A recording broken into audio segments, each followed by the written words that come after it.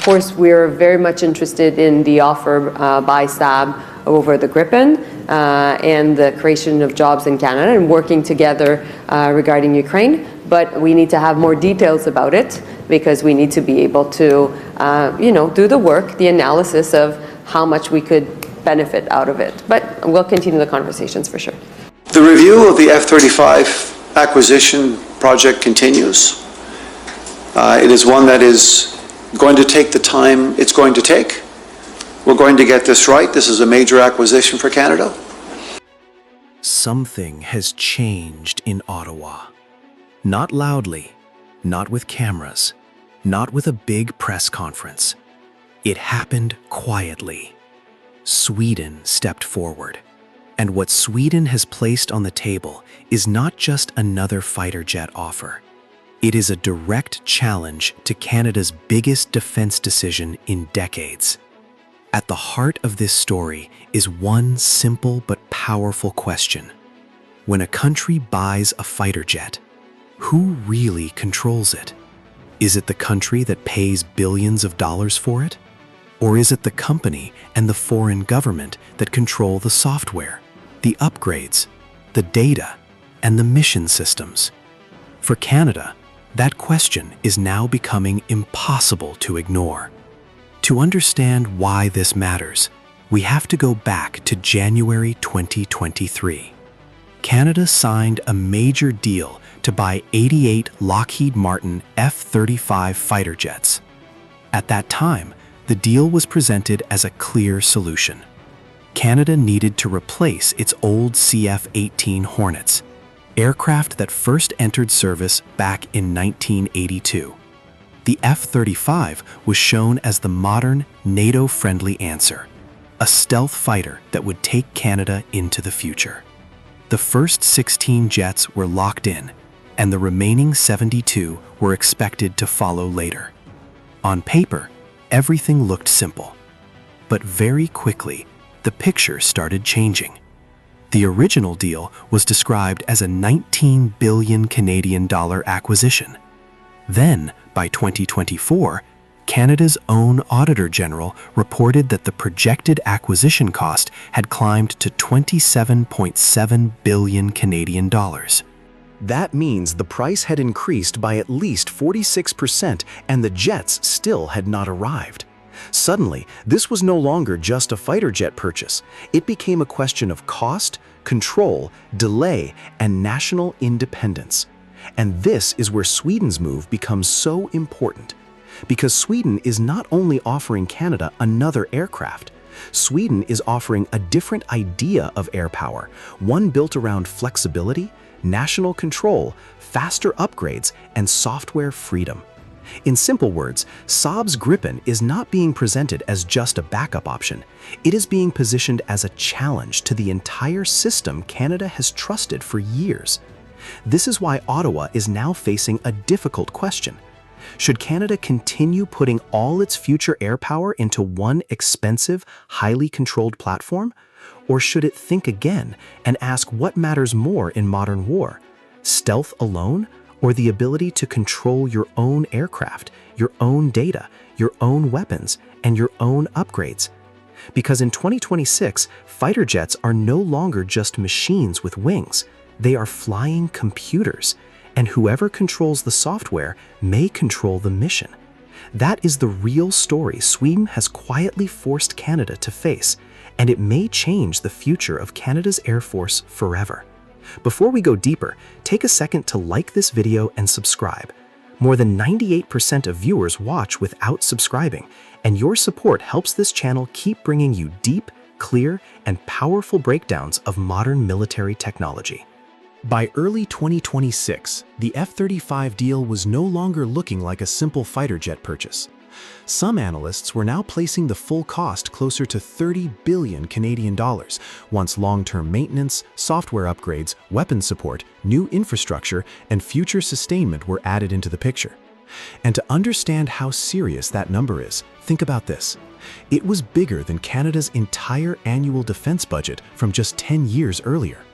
The price was rising, the delivery timeline was uncertain, and Ottawa was now facing a problem much bigger than money. Then, in March 2025, something unexpected happened. Newly elected Prime Minister Mark Carney ordered a formal review of Canada's entire F-35 purchase. This was not a small paperwork check. This was a serious look at whether Canada should still buy all 88 jets, reduce the order, or reshape the deal in a completely different way. No final date was given. No clear answer was promised. The review was opened and then left hanging. And that silence made the story even more dramatic, because the timing was not normal. This review came during one of the most tense moments in modern Canada-US relations. American tariffs on Canadian steel, aluminum, lumber, and automobiles had already shaken billions of dollars in trade. Then President Trump began speaking about Canada in ways that shocked many people, language that made some Canadians question how stable the relationship really was. For decades, Canada had built much of its defense thinking around one belief: America would always be the reliable partner. But now, inside Ottawa, a new and uncomfortable question was growing louder. What happens when your most advanced military hardware depends on a political relationship that can suddenly change? And this is where the F-35 becomes more than just an aircraft. It is not simply a jet with stealth technology and powerful sensors. It is a flying digital system connected to software, data networks, upgrades, mission files, maintenance pipelines, and foreign-controlled support structures. In simple words, Canada may own the aircraft, but the deeper question is this: does Canada fully control it? That question is now sitting at the center of the debate. Because in modern warfare, control is not only about who sits in the cockpit.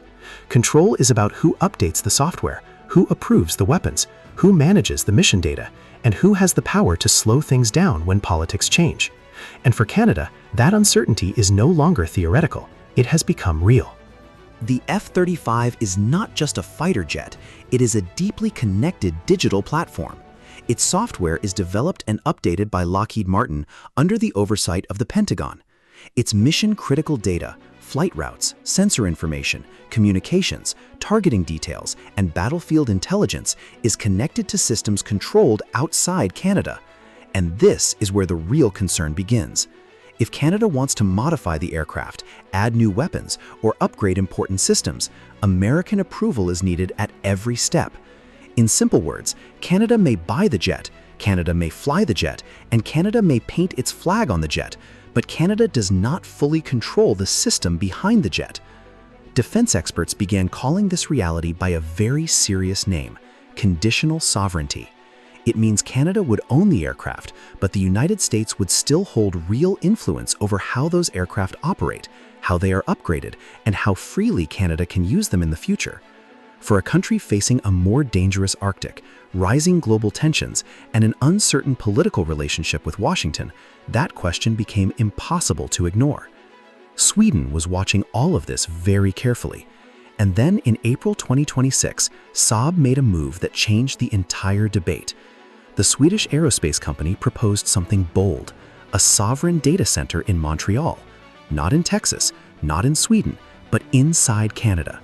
This facility would be built for Canada, staffed by Canadian personnel, and protected under Canadian control. Every major part of the Gripen fighter's mission system could be housed on Canadian soil. That means flight data, communications data, weapons integration data, and classified mission intelligence would remain inside Canada's borders.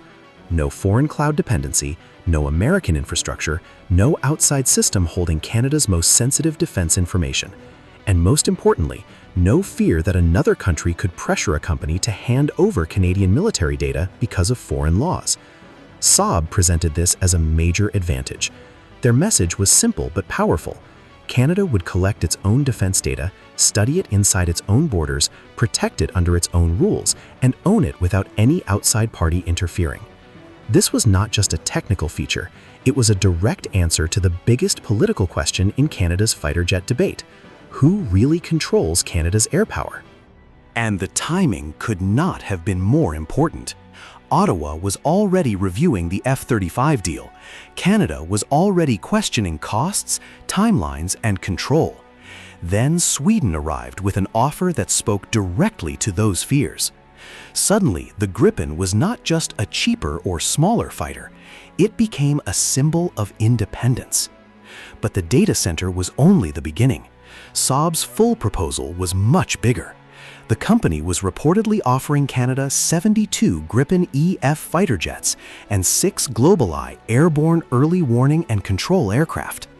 This was not only about fighter jets, it was about giving Canada a complete air defense package, fast fighters for combat, and powerful surveillance aircraft to watch huge areas of sky and sea. And here is the part that made the offer even more interesting for Canada. The GlobalEye platform is built on the Bombardier Global 6000 business jet, an aircraft connected to Canadian industry and manufactured in Ontario. That was not a random detail. Saab was sending a clear message.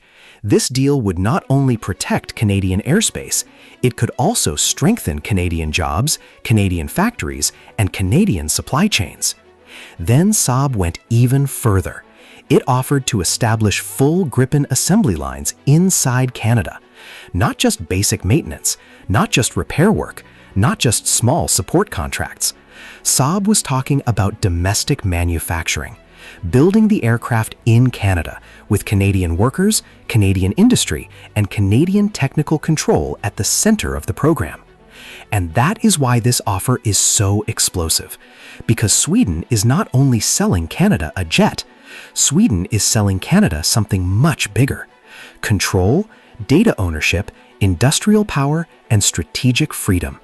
In a world where fighter jets are now flying computers, that may be just as important as stealth, speed, or weapons. For Ottawa, the choice is no longer only about which aircraft is better. The real question is much deeper. Does Canada want to simply buy air power, or does Canada want to own it? Rolls-Royce also entered the picture with a major promise: engine production in Montreal and Winnipeg. And that changed the story again. Because this was no longer just about buying fighter jets from another country. This was about turning Canada into part of the production chain itself.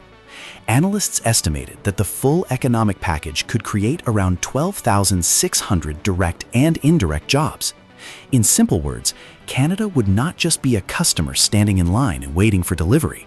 Canada could become a producer, building, supporting, and possibly exporting one of the most flexible fighter aircraft in the world. And that is where the real strategic value begins.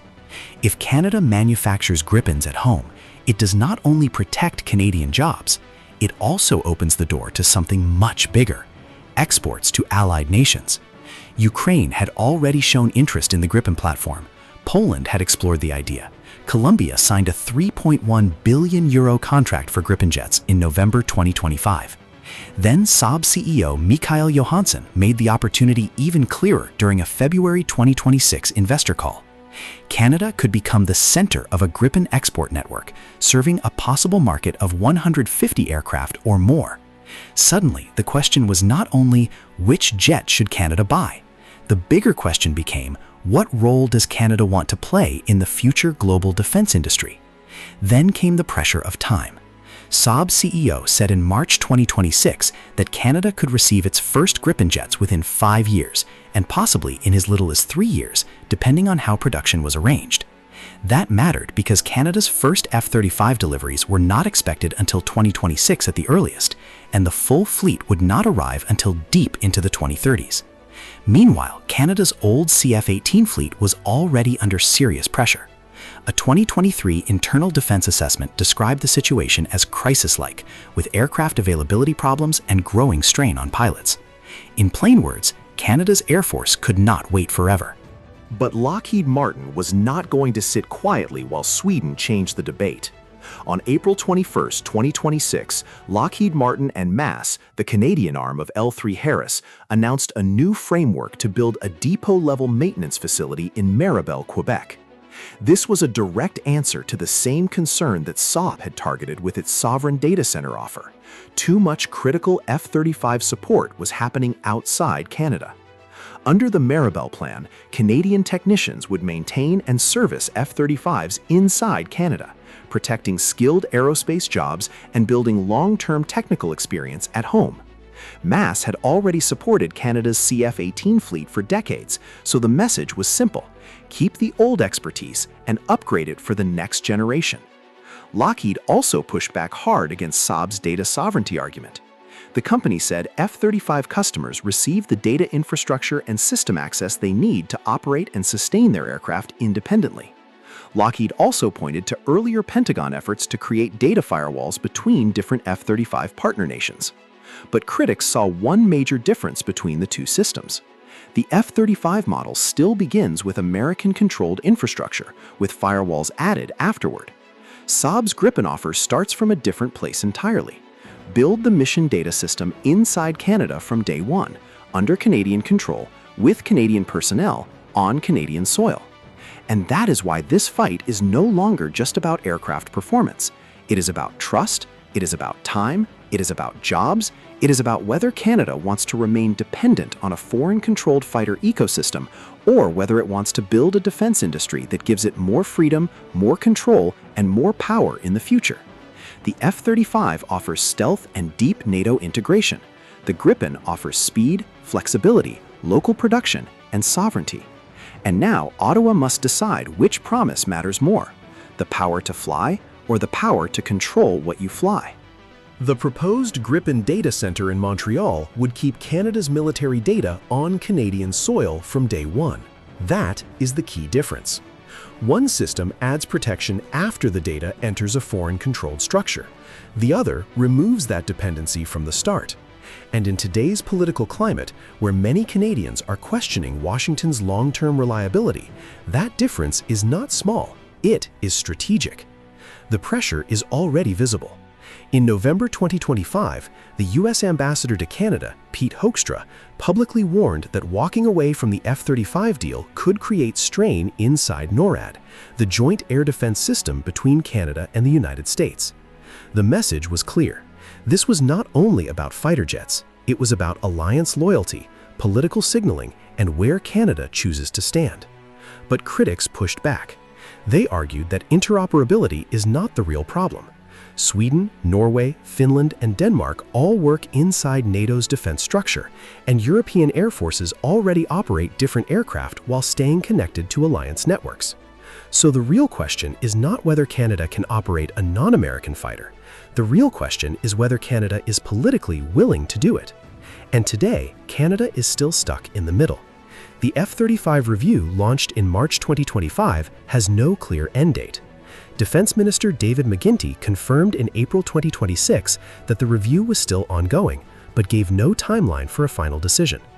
Canada remains committed to the first 16 F-35s, and has also started payments on 14 more to keep its production slots alive. But the remaining 58 jets are still uncertain. That is why Saab's April 2026 offer changed the debate. It was no longer just Gripen versus F-35. It became a bigger argument about control, infrastructure, data, jobs, and sovereignty. Saab did not simply ask Canada to compare aircraft. It forced Ottawa to face one uncomfortable question. In modern war, when data is as important as the jet itself, does it matter who controls the server? For Canada, this question is no longer theoretical. The country is dealing with trade tension, defense pressure, an aging CF-18 fleet, and a growing need to protect its own security decisions. Ottawa can delay the answer, but the aircraft cannot wait forever. The old fleet is aging, the Arctic is becoming more contested, and the future of Canada's air power is now sitting between two paths: dependence with stealth or sovereignty with control. If you found this analysis useful, hit the like button and subscribe. This story is far from over, and when Canada makes its next move, we will be here to break it down.